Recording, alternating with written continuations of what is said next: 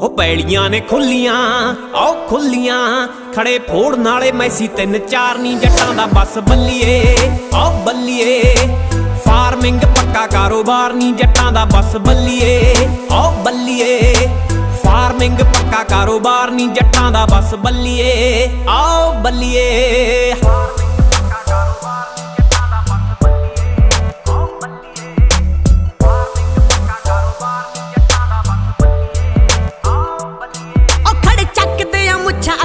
डराउंदे ने दिने धुप्पे चाह शामी पैग लाउंदे ने साडी मॉडर्न फार्मिंग फिट बल्लिए जो खावे सब विच खीरे साडे खेतों आउंदे ने।